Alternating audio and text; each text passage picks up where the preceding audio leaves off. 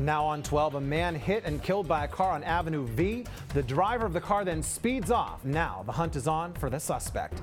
And a new photo of the suspect wanted for a mass shooting in Washington state. The details on efforts by authorities to track this man down.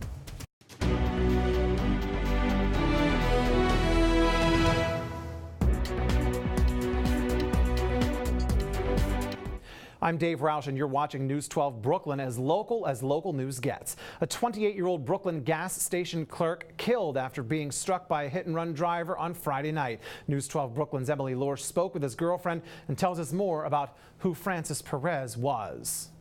He told me, Ted Bay, Emily Roush, News 12 Brooklyn. And just like Emily mentioned, if you have information to help the police, please call Crime Stoppers. The number's on your screen. It's 1-800-577-TIPS. And our Spanish-speaking friends can call 1-888-57-PISTA. Turning now to our weather on the twos. It's fall. Let's check in with Bruce. Hello, everybody. Here's your latest forecast, and it's definitely a fall feel weekend. It was warm for the last couple of days. Fall weekend. And the fall weather brings us to our question of the day. We want to hear from you. What is your favorite part about the fall season? You can vote at news12.com or by going to channel 612. In the latest in the race for the White House now, the New York Times editorial board is officially endorsing Hillary Clinton. The endorsement says Clinton's experience as Secretary of State makes her more qualified than Donald Trump. The editorial will appear in print tomorrow, one day before the first presidential debate, which will take place at Hofstra University. And the stage is now set for Monday's debate, both campaigns expecting a record-setting television audience. The Clinton campaign has invited famous businessman Mark Cuban to sit right in the front row. He's been a consistent supporter of Hillary and a critic of Trump throughout the presidential campaign. Meanwhile, Trump, who doesn't want to see Cuban in the front row, tweeted this earlier saying, quote, "If dopey Mark Cuban of failed benefactor fame wants to sit in the front row, perhaps I will put Jennifer Flowers right alongside him," end quote. That tweet taking shots at Bill Clinton, who admitted to having an affair with actress Jennifer Flowers back in 1998 rather. I'm Dave Roush, and you're watching News 12 Brooklyn. We're as local news gets. Coming up, temperatures finally beginning to feel like fall.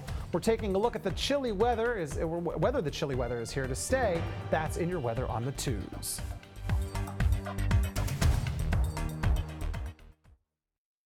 All your local news, weather, and traffic, plus live streaming of News 12. Download it today. It's free from Google Play.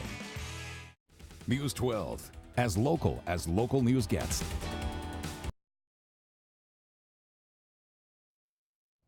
Well, it is a prison that some people have labeled as inhumane, and today a group of protesters in Brooklyn are rallying to shut it down. News 12 Brooklyn reporter Paula Vassan is at the Grand Army Plaza talking with people who want to put an end to Rikers Island. A place where protesters say mental issues only get worse, where sexual assault and solitary confinement are rampant. The plea among these protesters. And meanwhile, a nationwide prison strike is entering its third week. Multiple media reporting at least 29 prisons across 12 states have launched strikes in support of improving prison labor wages and working conditions. As of right now, more than 24,000 prisoners have missed work, all in an action to shut down prisons across the nation. The strike started on September 9th. That was the 45th anniversary of the Attica prison uprising. And police in Washington state are looking for the man who they say opened fire in a shopping mall. They released this photo of the suspect who killed 5 people. Now, they believe he acted alone, and police say he entered that mall holding a rifle, first shooting 4 women to death. A 5th victim died later at the hospital. Police are asking anyone in the area to stay inside as the manhunt continues for that shooter.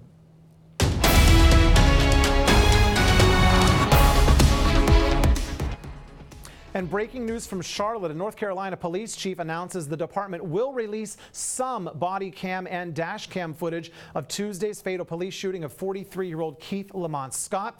He says releasing the footage will not affect the investigation, and added that Scott was, quote, absolutely in possession of a handgun. Of course, once that footage is released, we will pass it right along to you here at News 12.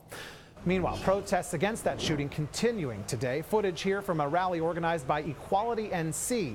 Yesterday, Scott's widow released cell phone video that she took of the incident, which still leaves many questions unanswered.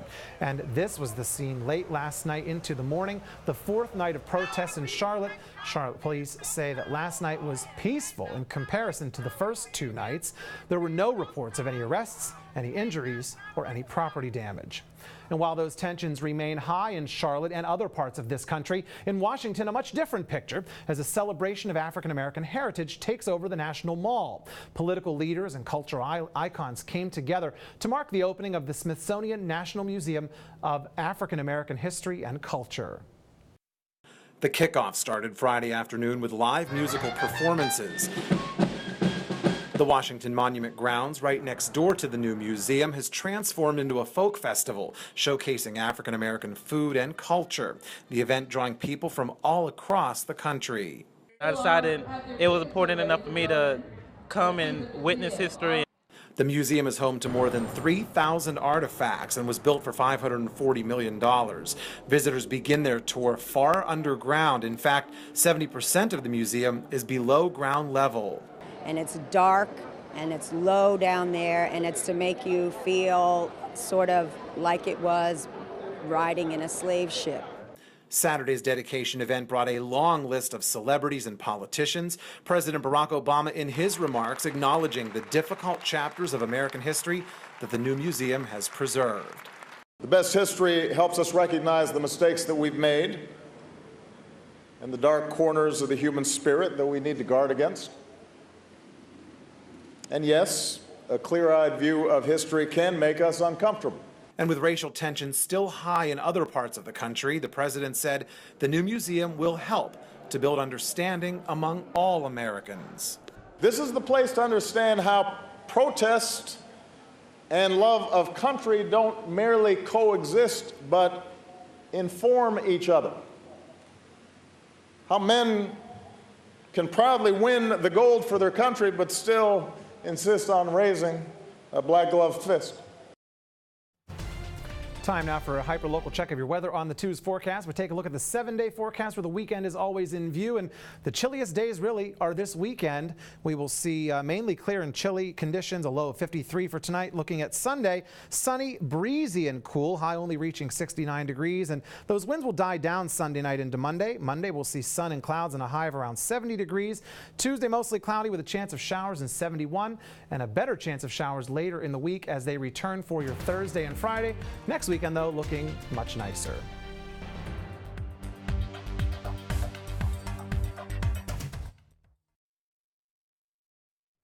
Welcome back. Well, these next 2 or 3 stories are bound to make you hungry. We start off with a bacon lover's dream in Williamsburg. The Great Big Bacon Picnic kicked off for its 2nd year. News 12 Brooklyn reporter Katie Cummings tells us some of the creative ways that bacon is being served up at the festival.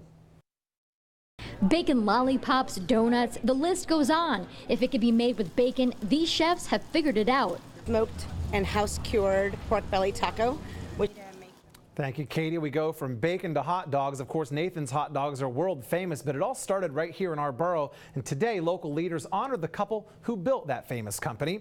Surf and Stillwell Avenues were renamed Nathan and Ida Handwerker Way.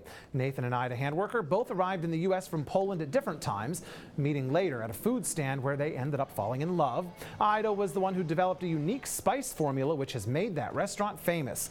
The recipe is still a secret to this day. Nathan's sold each hot dog for 5 cents, making it an instant success. Family members say the honor is well deserved. My family looks at the street sign. We know that Nathan and Ida are very proud. Really did make the American dream come true for them. They started with pennies in their pockets and not even able to speak English. And a few fun facts about that iconic business. Legends such as Al Capone and Cary Grant were regular customers, and Robert F. Kennedy started his U.S. Senate campaign in front of Nathan's Famous. Well, the Ford Amphitheater at Coney Island Boardwalk hosts the 35th annual Great Irish Fair of New York City. Following a mass at 10 a.m., local Irish restaurants set up for those at the event to get a little taste of the Emerald Isle. Attendees were also treated to live entertainment like traditional and contemporary Irish music and dance performances. Beautiful this year. You know, I've been coming to this Irish Fair for 35 years, but this is the first time it's been here, and it's just even better than it was the last time. The children today don't appreciate or don't know anything about their culture, and this is a way for them to get such a great experience.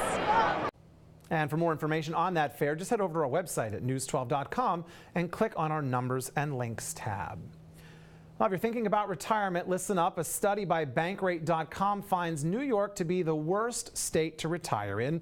The study ranked all 50 states based on elements of cost of living, crime rate, health care quality, state and local tax burden, personal well-being for seniors, and the weather. Wyoming, South Dakota, and Colorado ranked as the top 3. And for more information about that study, head over to our Facebook page. While you're there, get in on the conversation and leave us a comment. You might even see that comment right here on the air. Snapchat introduces new video recording glasses they're calling Spectacles. The glasses will record 10 seconds at a time and then upload them to Snapchat stories through Bluetooth or Wi-Fi. The glasses are the first hardware from the company, which will now call itself Snap Incorporated, since it now has more than one product. The app will still keep its same old name of Snapchat. Well, I'm Dave Roush, and you're watching News 12 Brooklyn, as local news gets. We're heading to the high school gridiron, where week 3 in the season includes an interborough matchup that is not decided until the 4th quarter. That's coming up in sports.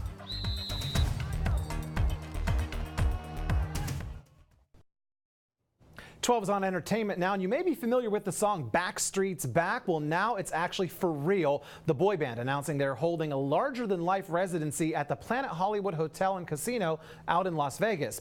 The series consists of 18 dates between March and July 1st. The Backstreet Boys following suit by staging residency gigs. Of course, J-Lo, Mariah Carey, Britney Spears, and Boyz II Men all have already done just that. I'm Dave Roush, and you're watching News 12 Brooklyn, as local news gets. Let's take another look at your question of the day. We want to know, what is your favorite part about the fall season? You can vote at news12.com or channel 612. Is it the changing leaves that you like to look at? Maybe you like to get out and check out some of those Halloween events, or maybe if you're someone like me, you just like it because it is football season. Well, regardless of what your answer is, make sure you weigh in. Visit us at news12.com or by going to channel 612. Keep it right here, because we're coming back in just 2 minutes.